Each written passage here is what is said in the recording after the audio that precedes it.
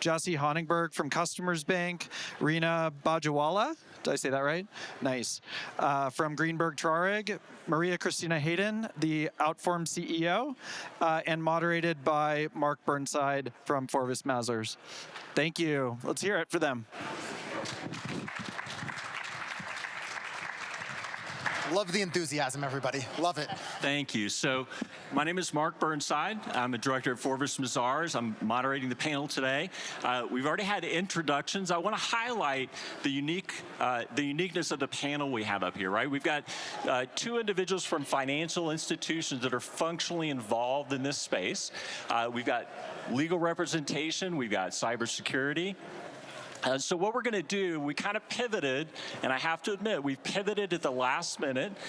We had a kind of set questions, right? But we've heard a lot of discussions about similar kind of concerns and issues and stuff through the course of today. So what we want to happen for the next 40 minutes is we want this to be very interactive. So we're going to have truly a panel discussion is the intent here, and we have a microphone. We'll have a microphone available. So if anyone has a question at any point during this next 40 minutes, feel free to raise your hand and speak up, right? And we'll try to kind of address it in that context, okay?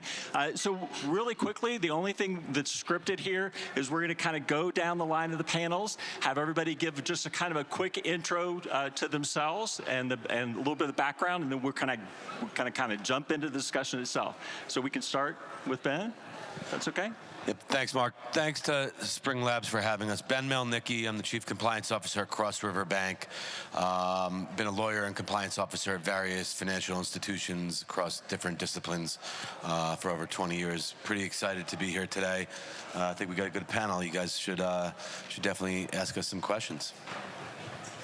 Hello, everyone. My name is Maria Christina Hayden. I am a former intelligence officer with the Defense Intelligence Agency, turned cybersecurity director at Bank of New York Mellon, and now I lead Outfoxum, which is a cyber resiliency firm focused on helping financial institutions practice for their worst nightmare, whether that is because of a cyber attack, or something going wrong with your AI tools, your blockchain systems, whatever it may be. Happy to be here. Jesse Honigberg. I run product and platform for Customers Bank. I don't really know what that means, but I do a lot of different things. He's lying. Happy to be here. Thanks, Spring Labs, for inviting me, and I'm looking forward to an entertaining panel. Absolutely. Good afternoon, everyone. Rina Bajawala. I'm a shareholder in the Chicago office of Greenberg Traurig. I help companies navigate AI as well as some privacy and cybersecurity issues. So we've talked shop a little bit, myself and Maria Christina. But helping clients in regulated industries and outside of regulated industries, there's a lot of laws to be had, and there's a lot of lessons to be drawn from outside of the financial services industry too. So look forward to talking about it. Okay, so we're going to jump in, and again, I want to reiterate, if anybody thinks of a question, if you have a question during the discussion, feel free to raise your hand. We'll get a microphone to everybody. Again, basic conversations, right? Starting off with risk. And we've heard a lot of discussion about AI risk, but we kind of, again, with the uniqueness of our panel, we'll kind of start at the far end there with Rina, and then we can kind of work our way to this end, talking about different perspectives in current AI risk, right? So go ahead. Yeah, and I know we've talked a lot about risk today here, so I want to just flag a couple of issues from maybe a little bit of a different perspective. I think one of the challenges in AI regulation that we're seeing is that the risk that you're trying to modulate towards is not that clear, right? You have algorithmic discrimination, which is apparent in a lot of the laws, but also there's just concepts of fairness, there's conflicts of interest, there's all sorts of harms that we're looking to regulate with AI that are less concrete and definable than they are in other regulations. compliance. So I think that's one area that we're going to continue to see and be concerned about and look at as we move forward, though, with AI applications. Another is that just getting your arms around the use of AI within your organization. I help clients put AI policies and procedures and programs into place, and really even understanding what people are doing with AI and how that's changing, sometimes unilaterally from companies, is a really big issue. And the way that the regulations are set up are really focused on what the use cases are. And there are high-risk use cases that are going to require a bigger lift than other use cases, and their financial industry is definitely within those for certain applications. And I know we'll talk a little bit more about this later, but talking about what use cases are appropriate and which ones aren't. So just kind of flag that issue. Third issue I just wanted to mention is vendor management. We are going to see a lot of vendors, and we were talking even a little bit about this before, about really harnessing and understanding what vendors are going to do with data if you are going to be using third-party service providers. So I'll leave it at that. Me? Yeah. Oh, okay. Oh, stop it. All right, sorry. So I think that I'll frame risk a different way. And maybe just to be provocative, because why not, right? There's also a risk of inaction. And so I think that one of the big challenges that we have, and particularly being from a regulated financial institution, it's not lost on me that banks are really arbiters of risk, right? We price loans, we make credit decisions. And I think that there's a very interesting challenge that we're all going to be faced with, which is this something we can afford to turn a blind eye to until it's reached a level of maturity that there's the general consensus that we can all go forward in? And we were talking a little bit about, whether there was an animated discussion on whether or not, AI is the new blockchain or vice versa. And I think that my position on it is that while I was comfortable, waiting for blockchain to maybe play itself out a little bit more because there wasn't clear utility to it, I think with AI, the risk of getting passed by is because there's so much obvious utility. And our ability to synthesize use cases that make sense for our business are narrower enough that we can wrap our head around it, but also create the utility where there's explainability to it is really the opportunity, but also, the risk is, what if you don't? Mm-hmm. I think that's a really important point. It's all of us can say that we appreciate AI for the benefits that we're beginning to learn about. But we can also all agree that there are some things that give us pause, and we're not totally sure how to regulate these things, how to fit them into our organizations in a safe and seamless way. But there is a risk of inaction as well. And I think that's a really good counterpoint to a lot of what we've heard today. From my perspective, with the intelligence lens and the cybersecurity lens, I kind of see the risks in three buckets. Not considering the significant compliance risks that you all have heard a lot about today. But in addition to those, I think about AI risk in terms of internal risk to your organization, risk of external attackers, and risks that are introduced when you start using vendors for your AI solution. So when we talk about internal, I'm talking about your staff or your employees inadvertently or intentionally doing something with an AI model that introduces risk. It could be because they don't know better and you tried to throw a training video at them and surprise, surprise, that didn't really work. Or it could be you have an insider threat who is maliciously, intentionally doing something with an AI model that introduces risk, leaks data, things like that. On the attacker side, we could be here all day. If you have questions, let me know. I won't bore you with all of it now, but we are watching incredible things being done, incredibly terrifying things being done by cyber criminals, leveraging their own AI tools, but also trying to attack the AI tools that we are beginning to use in our organizations because they know that we're still learning. And they know that we're so caught up in the hype that maybe we're not securing things the way we should with our 1.0 model. And they certainly know that we don't have the culture in place yet in our organizations where all of our staff understand the risks. And then I think you all can understand, you already do, the vendor the risks associated with AI vendors and the complications there. So I'll stop with that and turn it over to Ben. Yeah, get it over to Ben. Yeah, go ahead, Ben. Yeah, it's just to frame the rest of the discussion. We can go on. I think we'll get into some real life examples. But my position as the Chief Compliance Officer of a leading financial institution is actually a little bit complicated, is the word I would say, in that you want to make sure that you're embracing technology, but you also have an obligation to protect the safety and soundness of the institution and the investors and its customers and the depositors. So I think, hearing from what my fellow panelists just said to me, the number one thing is, and I do think there is a very, very strong, maybe we'll get into it a little bit later, Jesse, strong lesson to be learned from distributed ledger technology and crypto assets over the last 16 years.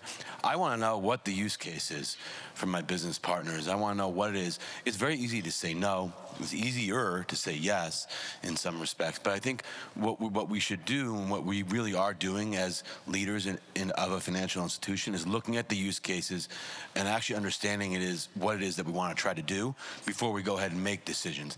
That is a critical decision point that should be built into any program, whether it's from the business end or control framework or even on the examiner side. So I'll leave it to you where you want to go with there, but I think it's just understanding what we want to do. The word is buzzy, but I want to define it. I think we want to learn from past mistakes and actually understand what it is that we're trying to accomplish with the technology. Absolutely. Well, and again, the next question, again, a big question, right, is strategy and utilization. So what is our strategy in the implementation or the use and reliance on AI models, and how do we manage the potential risk, right? Because for financial institutions, that's a big critical piece here. We've heard discussion about this so far most of the day. How do we manage the risk in this space? Now, what we're going to do here is we're going to go the opposite direction first, and I will warn you, so Jesse, the calculator example, right? Just make sure you mention that. But he actually said that if we don't get questions during this portion, he's going to come out in the audience with a microphone. So I'm just giving you a heads up, okay? And I will do it. Just for anyone who knows me, it's going to happen. So. We could pause now and see if anyone has risk-related questions before we jump in. No one has a risk-related I think him coming off the stage itself is probably a risk. Okay, never mind. Yeah. I'm just curious. It feels like there's a lot of conversation about. Yeah. Sorry. You're into the mics. Sorry. Thank you. It feels like there's a lot of conversation about like the risks introduced by AI. I'm curious how you think about the potential of AI to manage risk from the other perspective, and if that's part of the conversation as well. It's kind of like why we're here, right? Like Spring Labs does that really effectively. Right. Yeah. I'm not from Spring Labs. But I think that was the example I was going to talk about, is that, and I'll refer to the famous calculator example in a second, but I think that the opportunity for us is thinking about, and I've said this like 3 times today, but like this is an and thing, not an or thing. And so banks have mature processes to manage risk, right? You know, we have mature processes for things like complaint management, for managing monitoring, for, you go down the list. I think that what AI does is it doesn't replace them, it augments them. And so when you look at it as a wholesale replacement, I think that sets a really unnecessary bar, and it's unfair to your team, it's unfair to your vendors and your partners. I think what you need to think about is, where does this augment you? I think that I'll still come up with an idea, and I may go to ChatGPT to help me think it out, or to understand some nuance around encryption or something along those lines, but it doesn't solve it for me. It makes what I do better. And I think that that's the way I think that the tools work effectively with regards to risk. If you choose to replace your risk management processes with AI, I think it's going to set a very high bar for you to cross. Instead, I would think about how do you make them accretive to what you have today. Hey, do you mind if I ask a question to Jesse specifically? So, one of the things I always talk about is being proactive versus reactive. Do you feel like in the current AI environment that we have to be reactive, right? We can't assume where we think it's going to go and try to implement controls proactively. It's more about seeing where the risk is at once we've implemented these processes, and then so using AI to address the AI risk that we're identifying as we go, as we move forward. Does that make sense? Then never mind. So I think I understand. So, how do we think about AI as essentially a way to, whether it's a reaction or proactive to the evolution of where we're going with it? And so, like, does one feed the other, or does the other, does it feed? It's an interesting question. I don't know. I mean, I think that it's a little bit of both, probably. That the very interesting thing is it's almost analogous to the way a large language model works, right? Yes. And so the information that we're feeding into it ultimately makes it better and helps inform it. And I think that's what we'll continue to see. But there are a panelist mentioned before the idea of hallucinations, and there is some novelty and creativity that comes out of the stuff. And so I think it's a little bit of opening yourselves up to the possibilities, but making sure you have enough control framework around it so that you don't go off the deep end. Right. Okay. So we'll jump back to Ben. No, that's good. Just talk about strategy, managing risks. Yes, go ahead. Rich Booth, Fortress Trust. Jess, for you, quick question. Customers Bank has grown tremendously over the last couple of years, but recently you guys have been the recipient of a consent order. It was not a consent order. It was an agreement. Just to make sure we're clear. Alligators, crocodiles. How is that going to impede your growth? Do you want me to advise you not to respond? I think that might be a good idea. I could probably help you with that too if you want. I've been advised not to respond. No, listen, I think that the agreement that we had with Fed was very specific around digital assets, and specifically around some of the monitoring and the framework that we have on a very narrow business line that we offer. The majority of our growth has been actually on the commercial side of the business, and the businesses that I manage are really kind of the payment space, including part of our digital asset framework, as well as consumer lending. And so where we see a lot of opportunity to apply AI is in two key areas. I think on the consumer lending area, similar to what Spring Labs is doing, and there's several other people in the space, we see the area to look at our feedback that they're getting directly from clients or through our partners, whether through complaints or any type of potential UDAP issues or anything like that, is banks often look at that like it's a bad thing. We look at it like that's an opportunity for us to listen. And we were joking before, when any of us have gotten mad enough to actually say something, it probably means that there's really something that we want someone to hear. And so, but how do we listen in a systematic, programmatic way? And so we're trying to think about that. And then I think more broadly, I challenge my team to use it in the tasks that can be done more efficiently by something else, right? And so if it's not the agreement is something that's going to be prescriptive and say you can't do anything. It's challenging us to think about how we do it better and more effectively every day. Right. But thank you for bringing that up. Yeah. Well, and that kind of talks to the strategy and implementation and risk management and stuff like that. So if we can kind of wrap around back to. And I'm going to stop talking. Yeah, and then we'll kind of go back down the panel. So strategy and really how you think about embracing this technology, or even just dipping your toe in the water as a regulated financial institution. I'll start with saying there is no substitute for a great relationship with your regulator, and something just jogs my mind. Vice Chair Hill was just on talking about a rulemaking around record keeping. And whatever we do, I'm speaking from the point of view of a chief compliance officer of a regulated financial institution. You have to have part of your strategy is to have strong regulatory engagement from the outset, from the earliest point possible. And the way that you do that is I'm going to pivot back, is you present use cases that are providing real tangible, I think, benefits to both the consumers and the regulator and the public themselves. I will say, we're sitting in a room with a lot of vendors. There are so many great ideas out there that are thrown at us, that come across my desk every day. Some of the best ones are things that help an institution run its day-to-day operations. So just spitballing out loud, it's not always just solving for the shiniest object in the room. It's looking at for example, where are your weaknesses? Where are your potential vulnerabilities? If you are a partner bank and you are servicing a large number of third-party relationships, and there's a lot of complaints that come in. One area you can look at is complaints automation, is looking at how do you analyze and provide better management and board reporting around what the risks are. I think part of another part of your strategy has to be, I mean, candidly, looking at things that can help you control your costs in certain ways. They're not just automatically coming out of the gate and trying to solve for. It's not a solution in search of a problem. I think you actually have to have something that you want to start with, and that's what I really am hopeful for. Just hearing and seeing a lot of use cases that are looking and digging down into what are the root. We use the term root cause a lot. So the strategy has to really look at the root cause.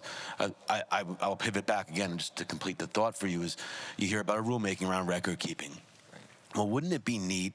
I mean, Raina may not like it as a lawyer, but I mean, we look through rulemakings and we read through 100-page releases. Wouldn't it be nice if there was some way, some AI tool that could actually digest that for me as a chief compliance officer? I don't have to read 120 pages, could condense and look at all of the comment letters that are submitted by industry participants and sort of really get it down, distill it down into what is the public saying, where are we going?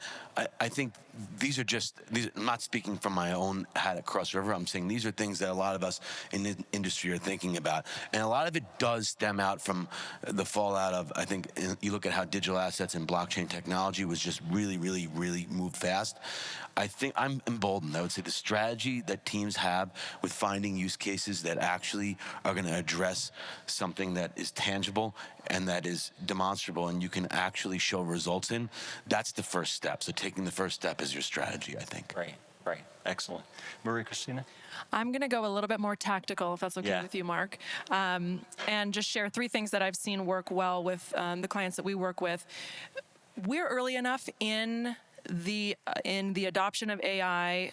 I mean, it isn't new, but we're still early enough in the big scheme of things where I believe that all of our organizations can and should make sure that we have our arms around how AI is being used by our staff today so that we as leadership can make informed decisions about whether or not we like those use cases and the ways that some of our staff are going off and plugging things into ChatGPT. That's step number 1. Take a snapshot, understand what your organization is currently using AI for. You might be surprised at what comes back. The second thing would be ensure that you have a leadership council, a COE, a community, council of excellence, whatever you call it, leadership from business, technology, cyber, meet bi-weekly or monthly, and have the business bring AI use cases to you so that leadership can agree that is within our risk tolerance. Let's explore that. This is outside of our risk tolerance this year. Let's wait on that. That way, for your own peace of mind, and when it comes time to discuss with regulators, you have a clear record of all of the things that you guys have thought about, the things that you're doing, and the things you're not doing, and why. And then the third point would be something I've seen work well. When you say yes to AI tools and experiments and projects, think about the worst case. Put your attacker hat on and say, what would be our nightmare with this new tool? Let's think about it. Let's talk about it. Let's make a plan for it. And all of a sudden, that risk that was in an abstract cloud somewhere no one really thought of is now more tangible, and it doesn't keep you up at night. So plan for the worst.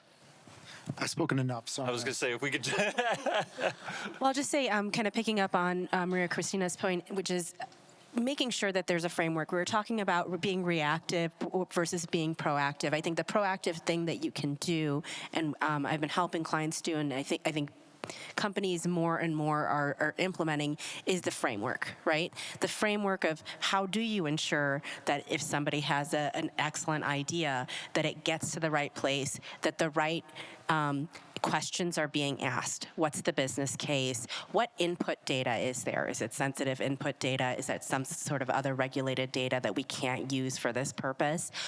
What are the use cases? What are going to be the mitigations? Who's going to make this decision, right? They're going to have like an AI committee maybe, or depending on the organization, these are tailorable. But and then having a risk management policy that documents that, having responsible AI principles. I mean, that's a full-scale AI governance program, but if you have that in place, then things can go through the process and people can know, oh, I can use this with these mitigations. And so in a way, it withstands, being reactive to new technologies and new AI applications that are coming through. Do you want to give your calculator example now? Sure. Let's do it as a fun game. Who can tell me what 257 times 123 is? Anyone? Does anyone here have a calculator in front of them? Well, probably 100 years ago, it was a lot more novel for someone to be able to do that very quickly. And today, it's really not, right? We have the answer to that in each of our pockets, right? And I think that what we're seeing in the evolution of where we're going is that it's a refinement of what is commodity and what is value. And so I think as leaders and as managers and, why we're all here is to learn a little bit more, but we have to challenge ourselves in terms of what we're doing and what our teams are doing that is truly value creating. And what of those things can be really optimized or turned into more of a commodity aspect? My good friend Phil Goldfeder over here always tells a joke about how I helped him at 2 o'clock in the morning create a PowerPoint presentation because he didn't know how PowerPoint worked. And so he does. You guys are friends? Now. I don't know. Not anymore. But I think that the joke is, right, that was my value creation 2.5 years ago, but right now, Microsoft Copilot could probably do a better job than I can. And so that doesn't make me less valuable. That makes me valuable in helping him refine it, right? And so I think we all are going to be challenged to think about our businesses in different ways. And the parts of our business that can be augmented by bringing in AI or bringing in some type of machine learning model, that's great, right? But don't make it an or thing, right? Make it an and thing, and make sure your culture and your organization, to the point about committees, and are prepared for how to embrace that. Because the idea, you just can't stick your head in the sand. You just need to figure out how to deal with it in a way that is containerized enough that your organization can accept the risk and that it's creating some value for who you are and who you aspire to be. And you know what? This is actually aligning with the way that the legal, frameworks are coming up too. The Colorado law, the EU AI Act, looking at high-risk use cases, having a human in the loop when there is a need for human judgment, right? When there is a need for a person to look at something and make a decision, and then there's less of a compliance obligation when you do have routine tasks or manual tasks that used to be manual that are being automated. So it does align in that way. So, Absolutely. Do we have any questions before we move on from that? Yeah.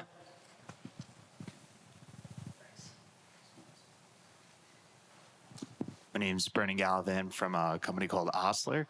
So I think it was Alex Johnson earlier today mentioned how AI compliance companies are white hot in terms of getting and receiving funding right now. So kind of balancing the idea of early stage companies that have an AI focus versus, mature, kind of been around the block for 20 plus years companies that are now exploring the idea of AI. How does the panel kind of think and consider kind of marrying those two? Does anybody specifically want to talk to that one?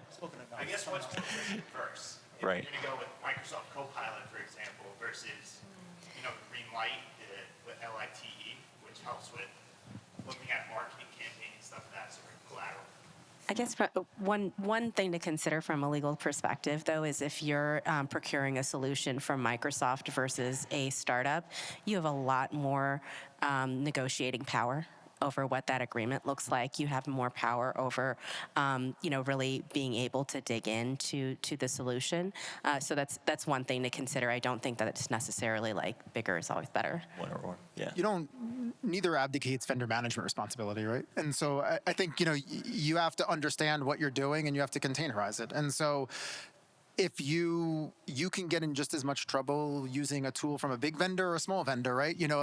If to the point made earlier, if it's not properly implemented and you're not thoughtful about your risk spectrum, I don't think that it's a you can't. I think the risk needs to be defined and then understood by the organization. One thing that I've seen with startups is, and don't come for me, all of you that come from huge organizations, but one thing I've seen with the smaller orgs is that they're hungry for the opportunity and they will spend longer answering your questions. They're not like, yeah, we've done this for 20 years. They want to prove themselves. They are passionate about it. They are hungry for it, like I said, and I've seen the ability to spend significantly longer with your technical teams, your cyber guys, them, asking any kind of data privacy questions that you could come up with. So that's one thing to consider.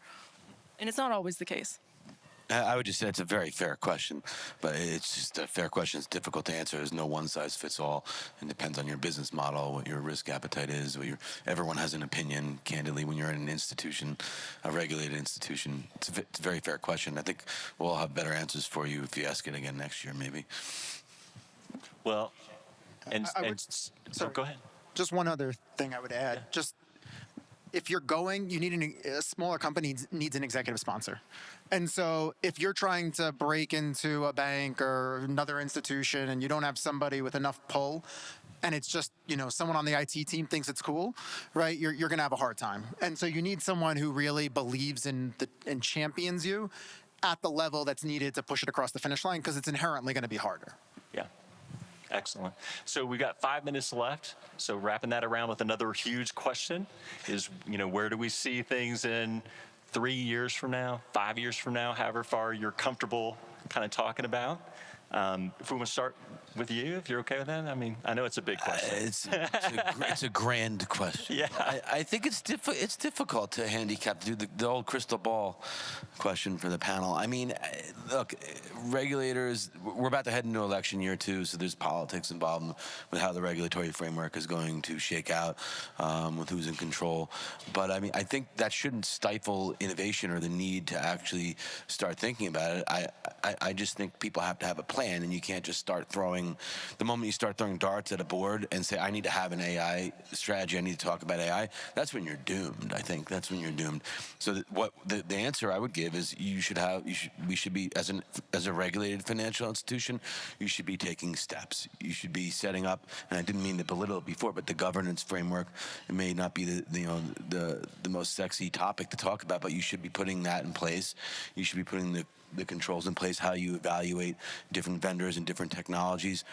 And the reason why I say that, it may not sound like it's the most important thing, but it's foundational, because it'll allow you to hit the ground running when we do have some clarity. And I'll end on that note. There's not really, unfortunately, a lot of clarity around what you can and can't do. But again, that does not mean you sit in the corner and you cry, or you say, I'm going to wait, to see which way this thing shakes out. It means you don't do ready, fire, aim, but you sort of get ready and you calibrate. And a lot of what we've all talked about here today, those are foundational practices that you should be putting in place as a regulated financial institution now, if you haven't done so already. Absolutely. Go ahead. Is there something you want to speak to specifically? No, I thought we were just going down the... Yeah, absolutely. So I fully agree with you, Ben, and I think that I applaud all of you for spending your day, with Spring Labs and with each other, thinking about these questions now. The sooner the better. We're talking now about predictive AI and generative AI. I think when we're back here in 5-10 years, we're going to be looking at even more impactful systems like artificial general intelligence, where the tool not only produces amazing content for us based on what we tell it to do, but it actually understands what it's doing and it's able to adapt to unscripted situations.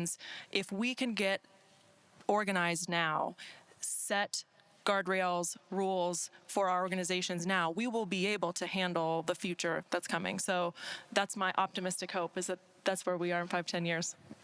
I really loved someone earlier who said there's a non-trivial chance of it ending the world. That was hopeful. But I think that it seemed, if I knew where I was going to be 5 years from now, I would probably be investing there. But the reality of it is we don't know. And the only thing we could do is be curious.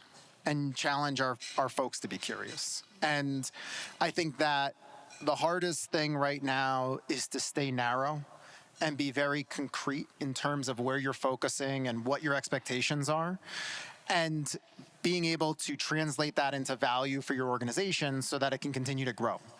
I don't doubt 5 years from now AI is going to be in many parts of our lives that we never expected.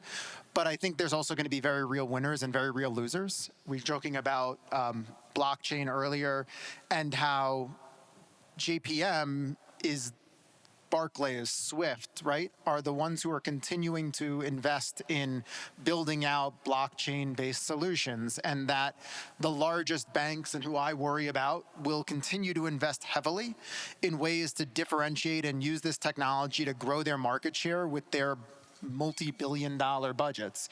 It's incumbent on all of us to look at that and say, well, where can we compete and win? And then who are the folks in this room, whether they're vendors or partners, that can be part of that journey? And I think that'll really define what the next 5 years looks like for the folks here. Excellent. Yeah, and just from a legal perspective, I'll say, looking at frameworks like privacy laws, in 2018, we have the first state pass a privacy law. Now we have, I think, 19. We are, here with 2 states that have AI laws, along with some smaller sector-specific ones. I think in 5 years we might have 19 of those, and so, but I don't think that should hold us back. It really is just about looking around the corner and trying to find a high watermark and keeping those things in mind, especially as you're developing AI systems and being able to see what kind of measures regulators are going to need, logging and things like that, but not holding that back because, we dealt with it with privacy. We're going to deal with it with AI too. So nothing we can't handle. Thank you. We are out of time at this point, so thank you so much to the panel. Again, really interesting diversity of perspectives for today's discussion, so I appreciate that. Appreciate everybody who asked questions. And again, I think we're pretty much wrapped up. I appreciate it. Let's hear it.